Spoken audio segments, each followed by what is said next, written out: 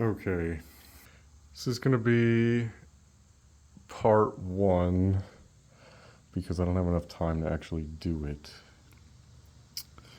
right now, but I'm gonna talk about it because this has caused enough debate.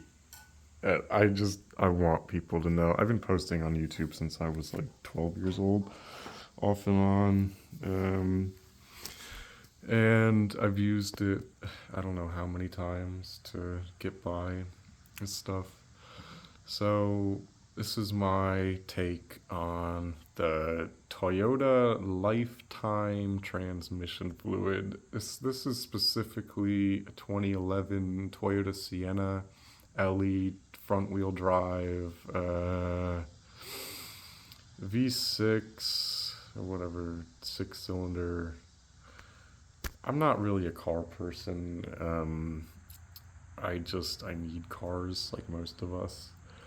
I don't I like mechanical things, so I always end up working on them, but I don't romanticize them that much. I appreciate them definitely. I have a GR Corolla, but this is the car you need. It's I really like this fan, okay? I use it for work. It has an antenna. It's down.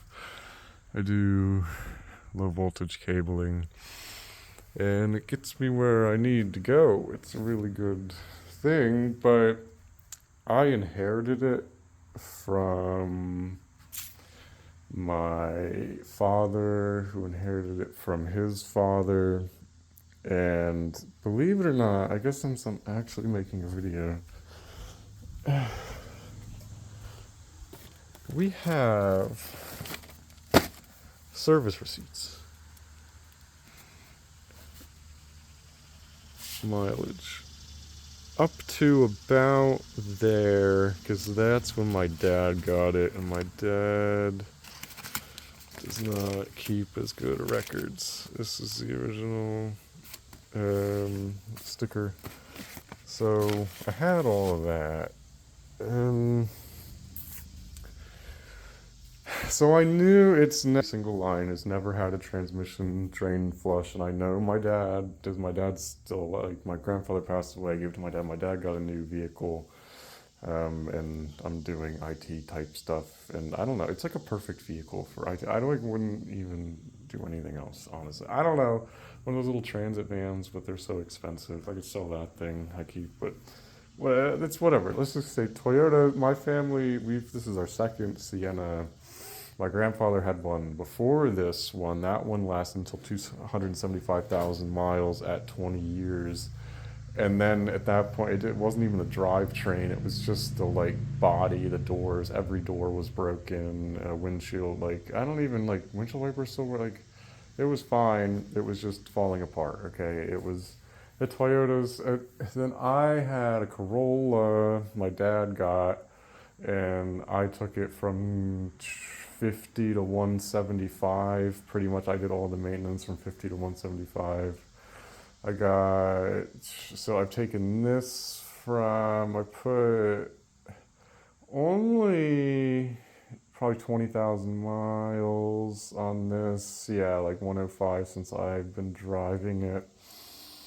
And in that time, I've always been debating transmission fluid because my dad personally, like, what, I don't know personally, but he Toyotas have lifetime transmission fluid and they don't need to be changed. So we have the manual here. Okay, Dad, I hate to do this to you, but I've already been in here. It says inspect the following at 60,000. So before 60,000, it's usually under additional maintenance. I forget where the first time it is. No, is it 45? Replace engine oil. So this is the special condition. So this is what I'm talking about. So this is your 4500. You have to do these things, okay? You only do these things. Special conditions. Where does it say? So primary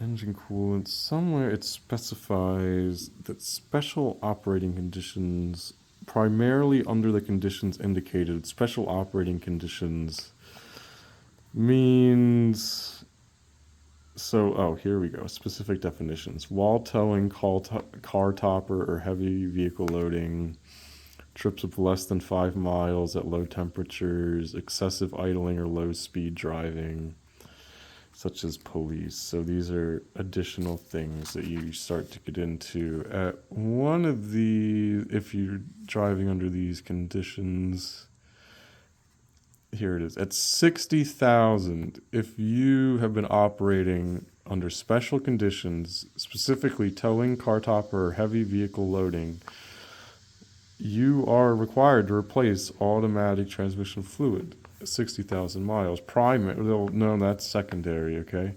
You have to you have to at least inspect it. That's required. Okay, and then the interesting thing is it continues inspection, not 75, because I guess 60 was your checkpoint. If you're not driving rough, you don't have to theoretically change it at 60, you just have to inspect it. But it's after 90, they start making inspect the following transmission fluid. It's always now required to be inspected. And so you would have missed it if you're already at 105 and you were telling. Maybe that's where this is. So here it is again. Replace at 120. Again, so this would be your second replacement. You always have to inspect. And that's it. After 120, that's your lifetime of your vehicle, right? So by lifetime, that's your lifetime, okay? When somebody says lifetime fluid, their lifetime is finite, right? The reason I'm making a video, I have 5 quarts of fluid. I purchased a brand new case. I could go pick it up, but I mean, it's so you can see it says Toyota fluid. It was a 6-quart case. You're looking at 5. This one in the bucket's full of waste, which is all the waste I got out, except for whatever I spilled on the ground, obviously. But I did it right here, like last weekend. I did not spill an entire quart. That bottle, that's all the way. So I'm missing a bottle. So there was, in this system where I purchased 6, did a fluid change, now have 5. I had an empty bottle that I threw out. The bottle is on the floor. It's in the ether. And when we didn't inspect the transmission fluid, it wasn't there. That's my, so... the way you would inspect your transmission fluid, you would inspect it by, you pull that plug while it's at temperature. It has to be level, okay? This is very hard to achieve in your driveway. The only instructional video, you have to pull the wheel. Pulling the vehicle while doing this, it's impossible. Like, you have to be a mechanic, basically. Like me, just who's doing this in like a gym type, you know. Like I had those, it was very difficult. So theoretically I've misleveled the fluid myself, and that there's somehow an entire extra quart in my transmission that I've already put like 200 miles on, and it seems to be fine, but that's why we're here. This is just the theory. I gotta upload this. I will immediately when I post the procedure, but this is what it's gonna be. Prerequisites: make sure you can get at your fill plug, make sure you can have the vehicle level, and make sure you can source authentic WS, because that's not that easy. It's out of stock a lot of places. A word on the WS, my new personal theory, I did with my Corolla, I knew about fluid and Toyota and their nonsense, so at 75, I was at a local shop and I had them do a fluid change. I would guarantee that they didn't use WS, they used like a Valvoline, whatever, some compatible product, which could be fine. A lot of people say they do that. The high mileage Toyota people, the people who are getting into 250, 300, like multiple vehicles, if you do a complete fluid conversion early, that's fine. I think when you're a high mileage situation and you mix the fluid, the drive, a complex mechanical contraption, I think that causes problems, even if they say it's compatible. That's why I wanted authentic WS. It could just be manufacturer. Of course, the manufacturer will always say use only their fluid, never use even compatibles. But we know that's not always true. But in this specific, because it's such a freaking thing, I just feel like there's no variables. We're using the same fluid. It's WS, so I got it. Like I said, so my Corolla, I had the first change done now. Back to this. This is extremely complicated, and this is why to do a transmission oil change, it's a repetitive process. The way I've seen it, I've never online read that you should do multiple drain and flushes in succession to achieve a total fluid change. You get what I'm saying? So when you go to do this, you're only going to drain for this specific vehicle, 2 quarts, which is like it's like 20% of the capacity of the transmission.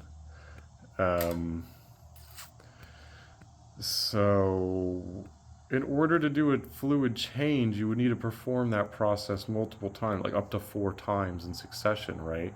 But they don't say to do that. They just say to drain and fill. So if you're not supposed to do it in succession, then you would have to space out drain and fills at a regular interval, something like engine oil, but should be done a lot quicker. Like the people who are actually, they do like 200 miles, you just like get the fluid in there and then you can go do another drain and fill. But if you just do drain and fill, drain and fill, drain and fill in the same lift session, that like, or whatever, the same garage floor, professional mechanic. But so with my Corolla, they offered to do the successive drain and fill. And it was, yeah, like I said, it was done at low mileage. It was done at 75, which, I mean, 60 to 75, give me a break. I'm just going to call that.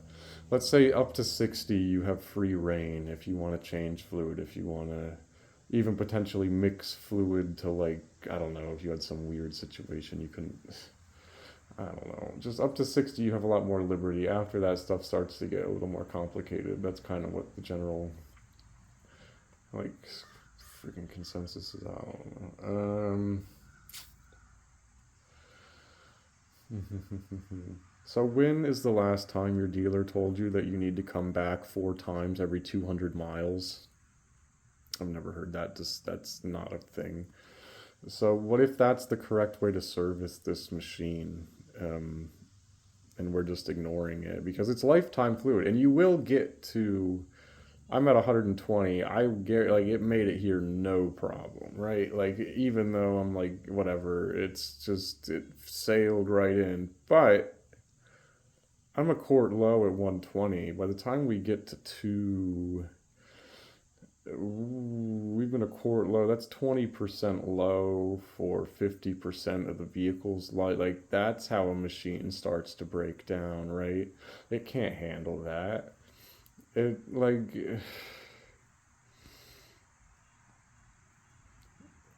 I don't know.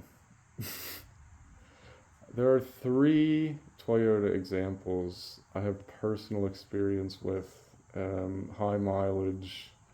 My Corolla at 175 began to have a little bit of rough shifts, but yeah, that car started to break down. But my mom drives it.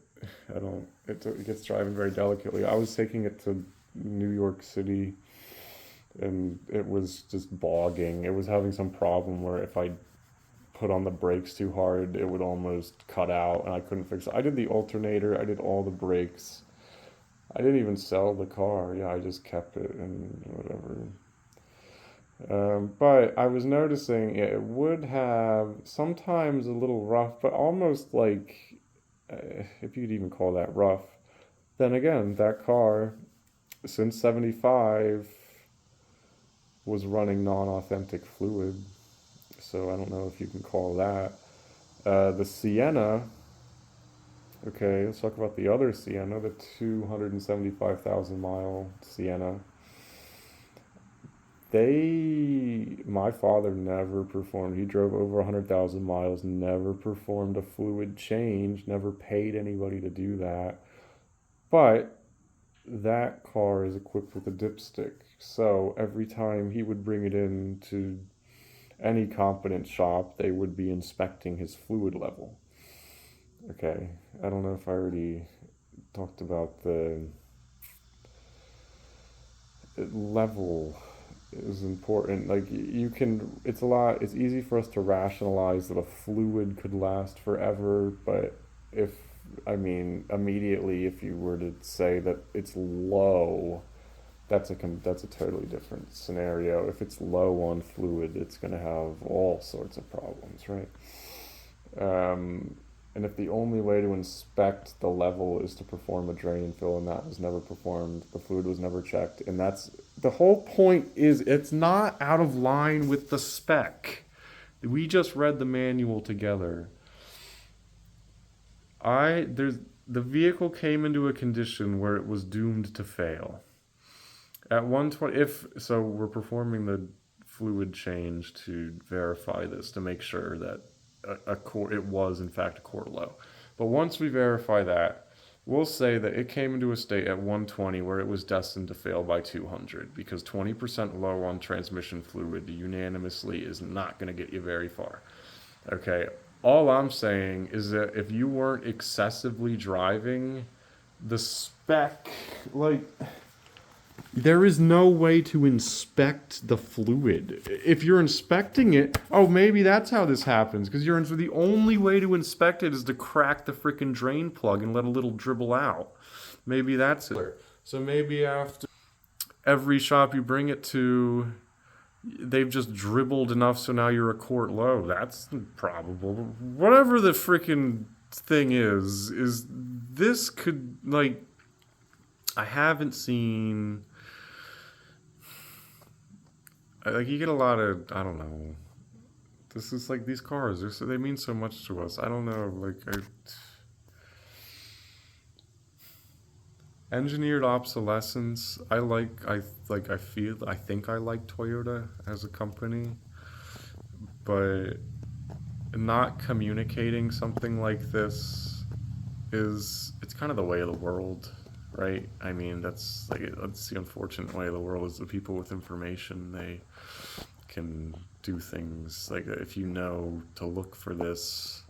I don't know what tipped me off. I'm just like a mechanic. I did this bike. I've rebuilt it like 3 times now. I don't even. I just rebuild it over and over. I don't know. But we're going to do the fluid change, and I'm hoping it's going to be a good fluid change video. That's The guy who told you to pull the wheel off, that makes this entire thing out of reach for a lot of people, and that's really unfortunate because if that isn't, if this is, this is the tool set, okay, ignore the bag. I'm not kidding. One socket, two socket, Allen key. This is an extender. This is level. That's it. This is fill plug, flap. It's just to get the flap off. And then this is your drain plug. That's it. And okay, this is the thing, the extra thing. Do go to the auto parts store, get yourself a Kit Kat, and get this pump. You cannot do it without the pump. Okay, I agree with that. There's no way to accurately get the fluid into this little hole without the pump. Okay, you don't even need a catchment. You want a catchment? This is what I used last time. It worked perfectly. This is 2 trash bags with any sort of thing to just hold its shape. Cut a hole in the bottom. You put this under there. It all just dribbles as long. It didn't overflow. We'll see if it overflows again. Like I said, no, it didn't overflow. I'll see if it overflows this time. But freaking, I don't know. I will say this specific shaped things, like if you try to use one of these, it's not gonna work. I had to put this on an impact to get the bolt off. What was this? That just goes. That was this for the stupid flap. Oh, the jumper. Where's the jumper? Oh, this is important. Where'd my jumper go? Oh, I should go find a better one of those anyway. You need to short your OBD pins.